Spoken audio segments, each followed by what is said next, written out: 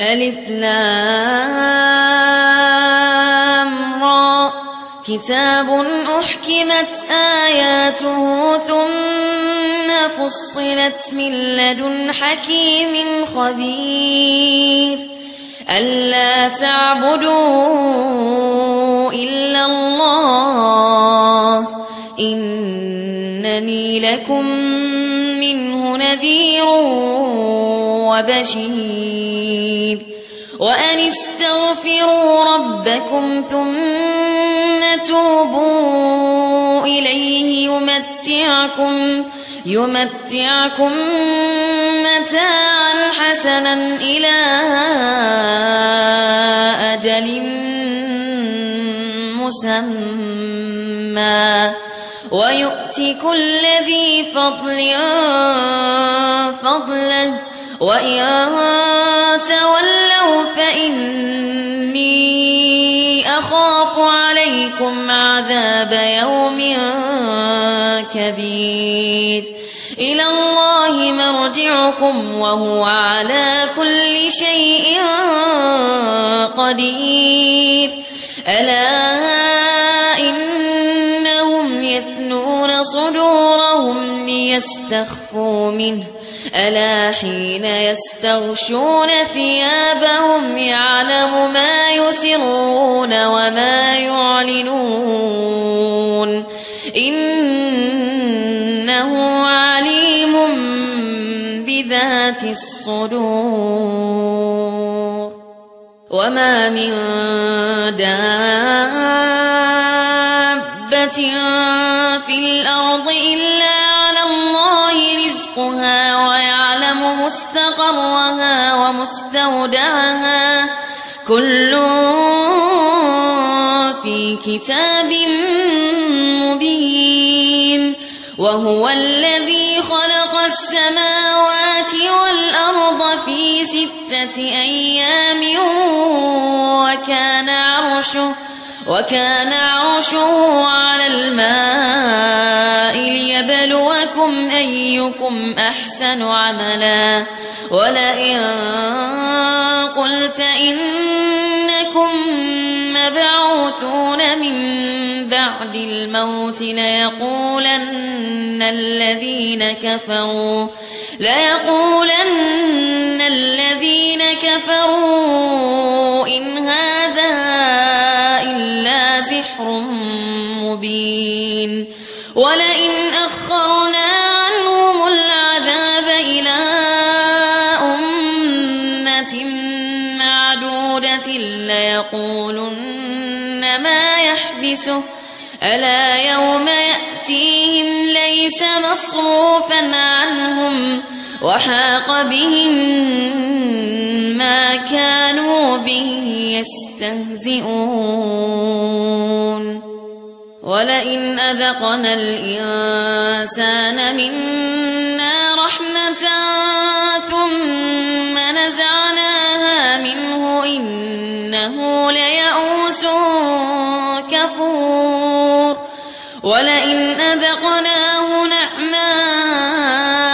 بعد ضراء مسته ليقولن ذهب السيئات عني إنه لفرح فخور إلا الذين صبروا وعملوا الصالحات أولئك لهم مغفرة وأجر كبير فلعلك تارك بعض ما يوحى إليك وضائق به صدرك أن يقولوا لولا أنزل عليه كنز أو جاء معه ملك إنما أنت نذير والله على كل شيء وكيل أم يقولون افتراه قل فأتوا ب10 سور مثله مفتريات وادعوا من استطعتم من دون الله إن كنتم صادقين فإن لم يستجيبوا لكم فاعلموا أنما أنزل بعلم الله وأن لا إله إلا هو فهل أنتم مسلمون من كان يريد الحياة الدنيا وزينتها نوفي إليهم أعمالهم فيها وهم فيها لا يبخسون أولئك الذين ليس لهم في الآخرة إلا النار وحبط ما صنعوا فيها وباطل ما كانوا يعملون أفمن كان على بينة من ربه ويتلوه شاهد منه ومن قبله كتاب موسى إماما ورحمة أولئك يؤمنون به ومن يكفر به من الأحزاب فالنار موعده فلا تك في مرية منه إنه الحق من ربك ولكن أكثر الناس لا يؤمنون ومن أظلم ممن افترى على الله كذبا أولئك يعرضون على ربهم ويقول الأشهاد هؤلاء الذين كذبوا على ربهم ألا لعنة الله على الظالمين الذين يصدون عن سبيل الله ويبغونها عوجا وهم بالآخرة هم كافرون أولئك لم يكونوا معجزين في الأرض وما كان لهم من دون الله من أولياء يضاعف لهم العذاب ما كانوا يستطيعون السمع وما كانوا يبصرون أولئك الذين خسروا أنفسهم وضل عنهم ما كانوا يفترون لا جرم أنهم في الآخرة هم الأخسرون إن الذين آمنوا وعملوا الصالحات وأخبتوا إلى ربهم أولئك أصحاب الجنة هم فيها خالدون مثل الفريقين كالأعمى والأصم والبصير والسميع هل يستويان مثلا أفلا تذكرون ولقد أرسلنا نوحا إلى قومه إني لكم نذير مبين ألا تعبدوا إلا الله إني أخاف عليكم عذاب يوم أليم فقال الملأ الذين كفروا من قومه ما نراك إلا بشرا مثلنا وما نراك اتبعك إلا الذين هم أراذلنا بادي الرأي وما نرى لكم علينا من فضل وما نرى لكم علينا من فضل بل نظنكم كاذبين قال يا قوم أرأيتم إن كنت على بينة من ربي وآتاني رحمة من عنده فعميت عليكم أنلزمكموها وأنتم لها كارهون ويا قوم لا أسألكم عليه مالا إن أجري إلا على الله وما أنا بطارد الذين آمنوا إنهم ملاقو ربهم ولكني أراكم قوما تجهلون ويا قوم من ينصرني من الله إن طردتهم أفلا تذكرون ولا أقول لكم عندي خزائن الله ولا أعلم الغيب ولا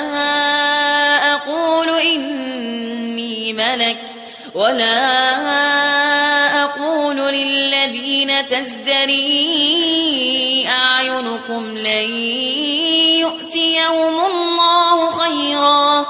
الله أعلم بما في أنفسهم إني إذا لمن الظالمين قالوا يا نوح قد جادلتنا فأكثرت جدالنا فأتنا بما تعدنا إن كنت من الصادقين قال إنما يأتيكم به الله إن شاء وما أنتم بمعجزين ولا ينفعكم نصحي إن أردت أن أنصح لكم إن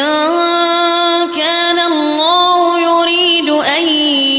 يغويكم هو ربكم وإليه ترجعون أم يقولون افتراه قل إن افتريته فعلي إجرامي وأنا بريء مما تجرمون وأوحي إلى نوح أنه لن يؤمن من قومك إلا من قد آمن فلا تبتئس بما كانوا يفعلون واصنع الفلك بأعيننا ووحينا ولا تخاطبني في الذين ظلموا إنهم مغرقون ويصنع الفلك وكلما مر عليه ملأ من قومه سخروا منه قال إن تسخروا منا فإنا نسخر منكم كما تسخرون فسوف تعلمون من يأتيه عذاب يخزيه ويحل عليه عذاب مقيم حتى إذا جاء أمرنا وفارت النور قل نحمل فيها من كل زوجين اثنين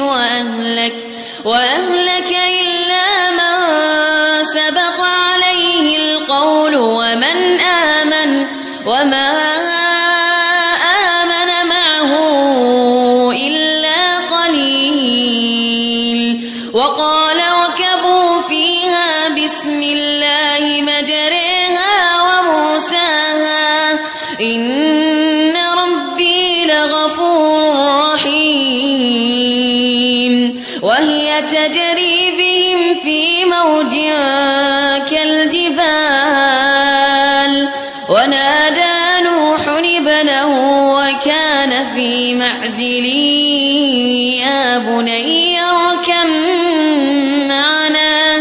يا بني اركب معنا ولا تكن مع الكافرين قال سآوي إلى جبل يعصمني من الماء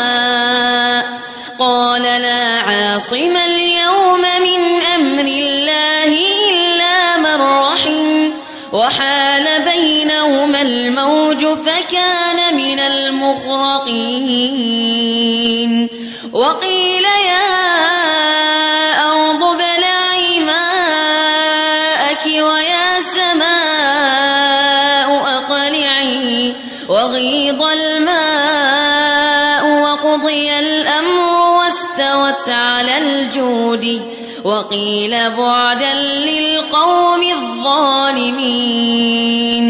ونادى نوح ربه فقال رب إن ابني من أهلي وإن وعدك الحق وأنت أحكم الحاكمين قال يا نوح إنه ليس من أهلك إنه عمل غير صالح فلا تسألني ما ليس لك به علم إني أعظك أن تكون من الجاهلين قال رب إني أعوذ بك أن أسألك ما ليس لي به علم وإلا تغفر لي وترحمني أكن من الخاسرين قيل يا نوح اهبط بسلام منا وبركات عليك وعلى ممن معك وأمم سنمتعهم ثم يمسهم منا عذاب أليم تلك من أنباء الغيب نوحيها إليك ما كنت تعلمها أنت ولا قومك من قبل هذا فاصبر إن العاقبة للمتقين تلك من أنباء الغيب نوحيها إليك ما كنت تعلمها أنت ولا قومك من قبل هذا فاصبر إن العاقبة للمتقين وإلى عاد أخاهم هودا قال يا قوم اعبدوا الله ما لكم من إله غيره إن أنتم إلا مفترون يا قوم لا أسألكم عليه أجرا إن أجري إلا على الذي فطرني أفلا تعقلون ويا قوم استغفروا ربكم ثم توبوا إليه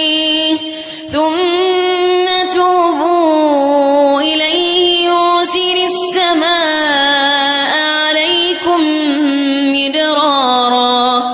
ويزدكم قوة إلى قوتكم ولا تتولوا مجرمين قالوا يا هود ما جئتنا ببينة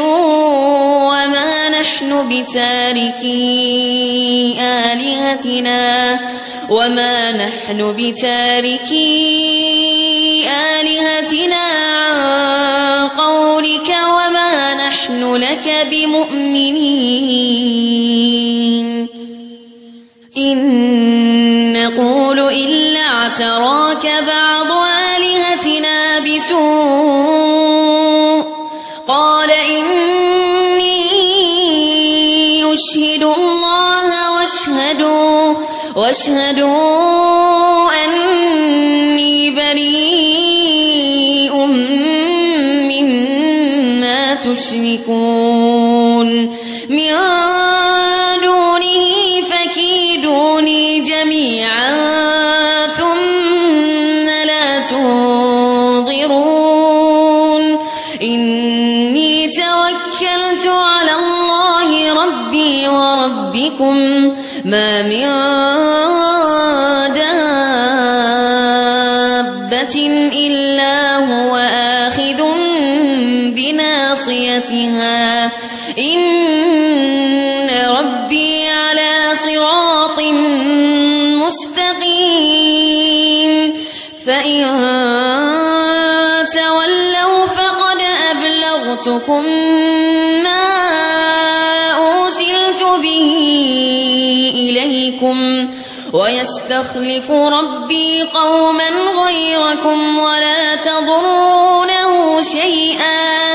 إن ربي على كل شيء حفيظ ولما جاء أمرنا نجينا هودا والذين آمنوا معه برحمة منا ونجيناهم من عذاب غليظ وتلك عاد جحدوا بآيات ربهم وعصوا رسله واتبعوا أمر كل جبار عنيد وأتبعوا في هذه الدنيا لعنة ويوم القيامة ألا إن عادا كفروا ربهم ألا بعدا لعاد قوم هود وإلى ثمود أخاهم صالحا قال يا قوم اعبدوا الله ما لكم من إله غيره هو أنشأكم من الأرض واستعمركم فيها فاستغفروا ثم توبوا إليه إن ربي قريب مجيب قالوا يا صالح قد كنت فينا مرجوا قبل هذا أتنهانا أن نعبد ما يعبد آباؤنا وإننا لفي شك مما تدعونا إليه مريب قال يا قوم أرأيتم إن كنت على بينة من ربي وآتاني منه رحمة فمن ينصرني من الله إن عصيته فما تزيدونني غير تخسير قال يا قوم أرأيتم إن كنت على بينة من ربي وآتاني منه رحمة فمن ينصرني من الله إن عصيته فما تزيدونني غير تخسير ويا قوم هذه ناقة الله لكم آية فذروها تأكل في أرض الله ولا تمسوها بسوء فيأخذكم عذاب قريب فعقروها فقال تمتعوا في داركم 3 أيام ذلك وعد غير مكذوب فلما جاء أمرنا نجينا صالحا والذين آمنوا معه برحمة منا ومن خزي يومئذ إن ربك هو القوي العزيز وأخذ الذين ظلموا الصيحة فأصبحوا في ديارهم جاثمين كأن لم يغنوا فيها ألا إن ثمود كفروا ربهم ألا بعدا لثمود ولقد جاءت رسلنا إبراهيم بالبشرى قالوا سلاما قال سلام فما لبث أن جاء بعجل حنيذ فلما رأى أيديهم لا تصل إليه نكرهم وأوجس منهم خيفة قالوا لا تخف إنا أرسلنا إلى قوم لوط وامرأته قائمة فضحكت فبشرناها بإسحاق ومن وراء إسحاق يعقوب قالت يا ويلتى أألد وأنا عجوز وهذا بعلي شيخا إن هذا لشيء عجيب قالوا أتعجبين من أمر الله رحمة الله وبركاته عليكم أهل البيت إنه حميد مجيد فلما ذهب عن إبراهيم الروع وجاءته البشرى يجادلنا في قوم لوط إن إبراهيم لحليم أواه منيب يا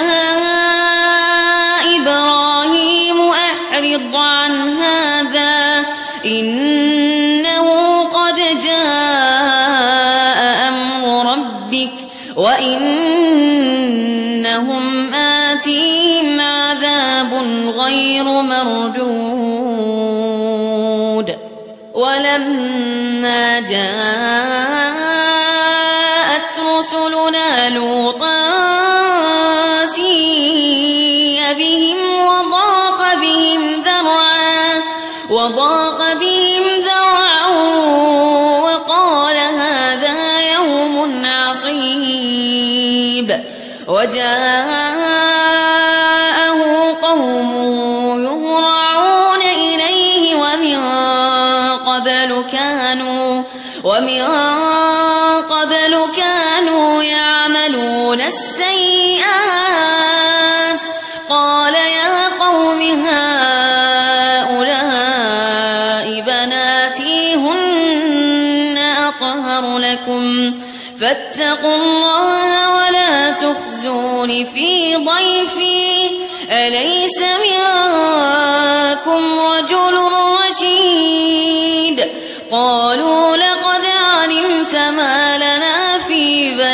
بك من حق وإنك لتعلم ما نريد. قال لو أن لي بكم قوة أو آوي إلى ركن شديد. قالوا يا لوط إنا رسل ربك لن يصلوا إليك فأسر بأهلك بقطع من الليل ولا يلتفت منكم أحد إلا امرأتك إنه مصيبها ما أصابهم إن موعدهم الصبح أليس الصبح بقريب. فلما جاء أمرنا جعلنا عاليها سافلها وأمطرنا عليها حجارة من سجيل منضود مسومة عند ربك وما هي من الظالمين ببعيد. وإلى مدين أخاهم شعيبا قال يا قوم اعبدوا الله ما لكم من إله غيره ولا تنقصوا المكيال والميزان إني أراكم بخير وإني أخاف عليكم عذاب يوم محيط.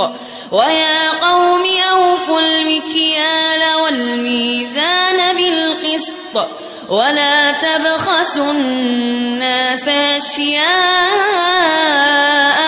ولا تعثوا في الأرض مفسدين. بقية الله خير لكم إن كنتم مؤمنين وما أنا عليكم بحفيظ. قالوا يا شعيب وصلاتك تأمرك أن نترك ما يعبد آباؤنا أو أن نفعل في أموالنا ما نشاء إنك لأنت الحليم الرشيد. قال يا قوم أرأيتم إن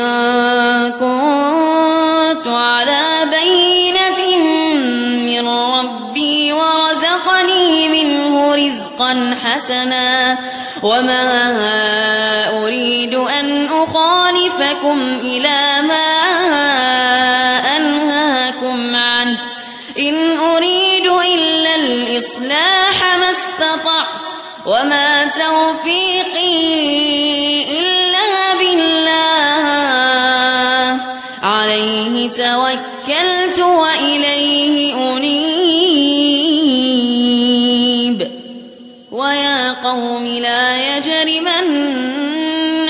شقاقي أن يصيبكم مثل ما أصاب قوم نوح أو قوم هود أو قوم صالح وما قوم لوط منكم ببعيد.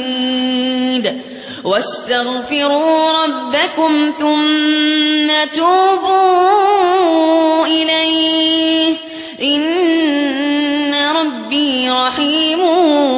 ودود. قالوا يا شعيب ما نفقه كثيرا